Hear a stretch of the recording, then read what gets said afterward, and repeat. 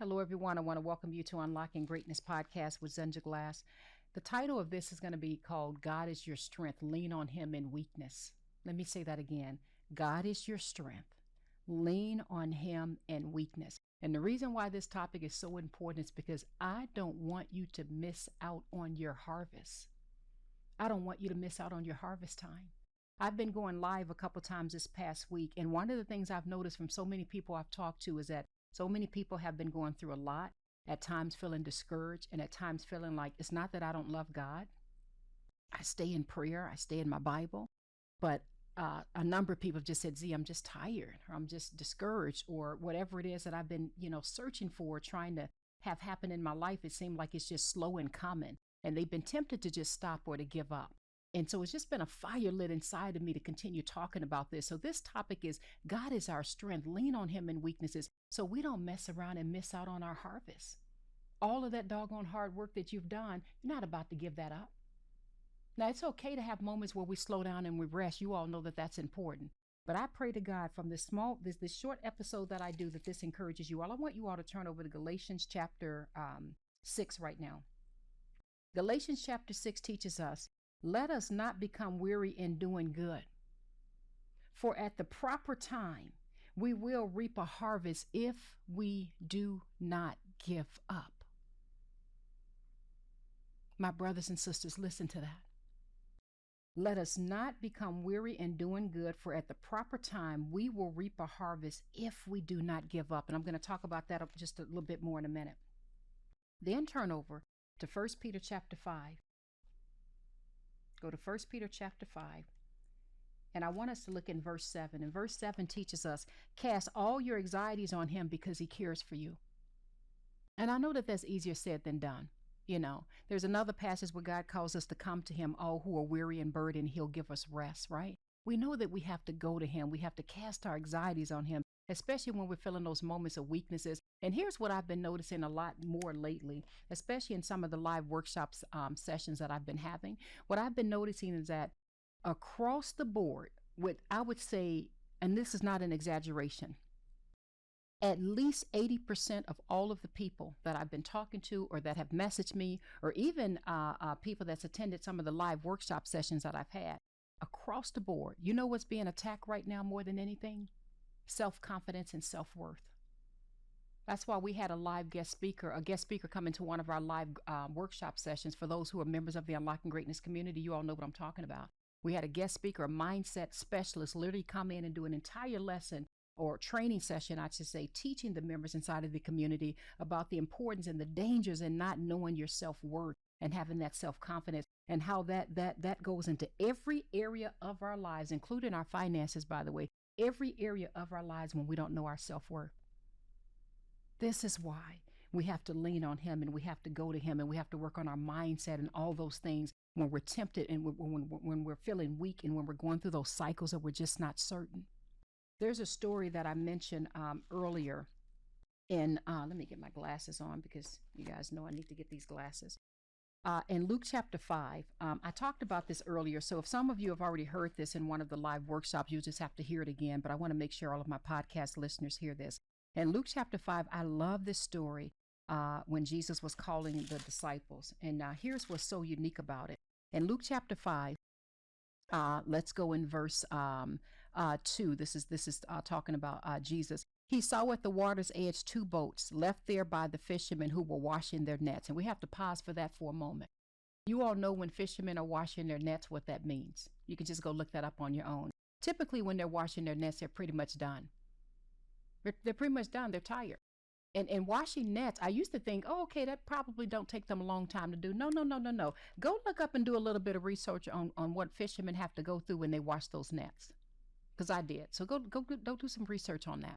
You're going to see that they have to take out all the leaves and all of it's a lot. Those nets are heavy. There's a lot that they have to do to wash and prepare those nets. Pretty much, when I say prepare, to get those nets done for the day. So imagine just feeling like you just done. And I know some of you may be feeling that, whatever goal or dream that you've been working on, some of you may be feeling like, I don't know. Like I've tried it. I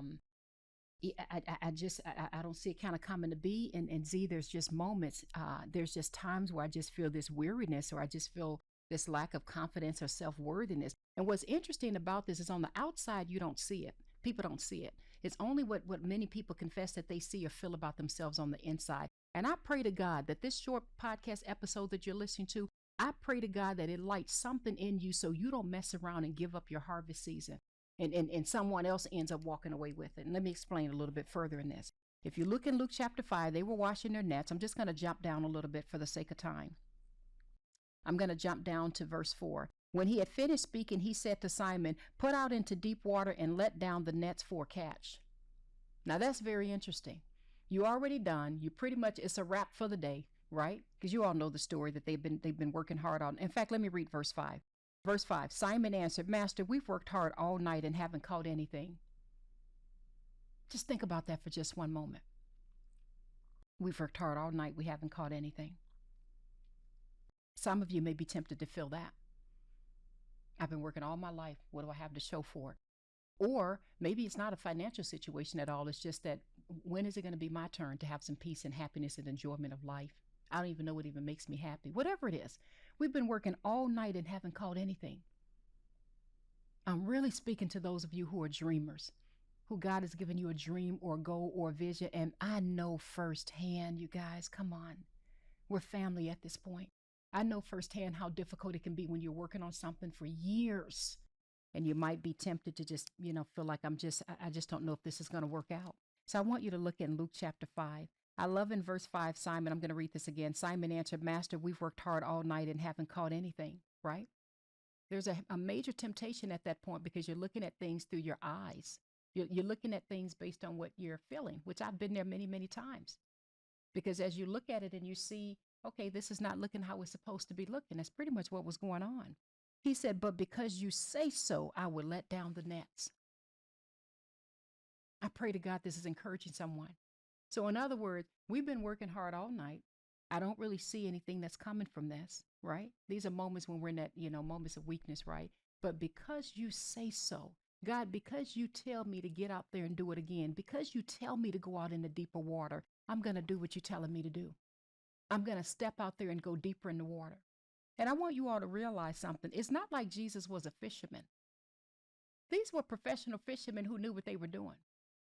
And imagine somebody walking up to you and saying, "Go out deeper into water." And there's another translation in one of the Gospels, Matthew, Mark, or it may have been in John, where they were told to cast their nets on the other side. And here in verse 6, it says, "When they had done so, they caught such a large number of fish that their nets began to break." That's my prayer for you all. When you step out there and you do whatever it is that God has called you to do, even when you're feeling tired, and I have to remind myself, this is something I learned from one of the coaches or one of the mentors. And he said, even when you're feeling tired, even when you're feeling down, he said, do not let that be the excuse for not taking any actions at all. He said, clarity comes in movement. And I'm like, wow, that's really good. Clarity comes in movement.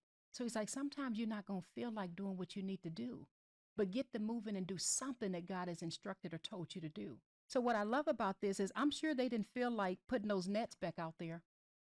I'm sure they didn't. And I'm sure they didn't feel like going even deeper in the water. But they turned around and despite what they were feeling, they still went ahead and did what God had told them to do. And then it says in verse 6, when they had done so, they caught such a large number of fish that their nets began to break.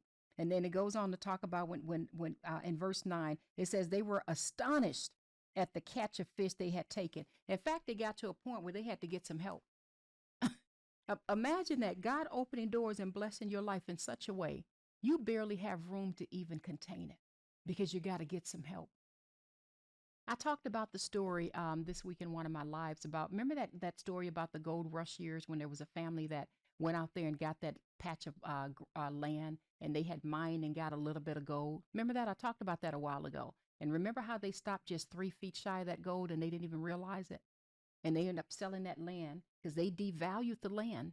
They think about that for a moment. When you devalue the land, you devalue what God has given you because you don't see it as worth anything, or you see it as a very low value because you're not sure that, you can really pull it off, or you're not sure that it's valuable enough in the eyes of others. They devalued that land and ended up selling it for next to nothing to some junk man. He went out there and got an expert, got some help, and found out that even though that vein had ran dry where that gold began to run, they discovered, oh my goodness, the family that had stopped, they stopped only 3 feet shy of the gold.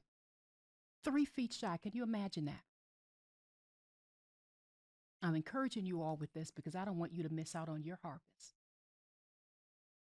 Whatever you've been working on for all of these years, I don't want you to miss out on your harvest. And this is why the answer is running to God, getting the help that we need. And in many cases, getting advice, getting help. Bible teaches us that plans fail for lack of counsel. Moses had to get some advice from his father-in-law, Jethro, when he thought what he was doing was good. And his father-in-law came and said, Moses, what you're doing is not good. You're going to wear yourself out. Sometimes it's just getting yourself in the right circle and in the right environment. This is why I really value mentorship and getting yourself into the right community, the right program, getting the right help that you need. Let me read one thing really quickly, and I'm going to close this out. And I pray this encourages you all. I'm just going to read the affirmation from If Greatness Could Speak from my book, Necessary. This is page 232. I just want to read this to you all because I want to remind you greatness is within you, and greatness has always been with you. And God didn't make a mistake when he gave you that dream. And though you may be feeling a moment of weakness right now, I want you to know, my brothers and sisters, God is with you. He didn't make a mistake. You're here for a reason. You have a set purpose. He's put you here for a reason. You are a piece to the puzzle that we all need. So I'm just going to read the affirmation from If Greatness Can Speak, and I'm going to close out. This is from chapter 20. I'm sorry you had to endure many hardships and dig deep valleys to find me, for I do not lay atop the soil. I waited patiently as I watched you search for me in relationships, careers, and affirmations from others. I'm sorry you did not recognize me when you looked in the mirror and doubted yourself, your talents, and your abilities. I'm sorry you did not hear my whispers when you felt powerless. I was there through every setback you experienced, every trial and tribulation, every painful, discouraging moment of your life. And I was there when you didn't believe in yourself. I was always there, waiting for you to discover me. I was there when you felt you couldn't go another day. I was there when everyone you thought you could depend on turned around and walked away. I wrapped myself around you and held you closely on the days you felt the pain was unbearable. I never let you go. I never lost my grip, and I never will. At last you have found me. At last you have discovered I was always within you. Be encouraged, my dear brothers and sisters. I love you all so much. You're listening to Unlocking Greatness Podcast with Zenja Glass.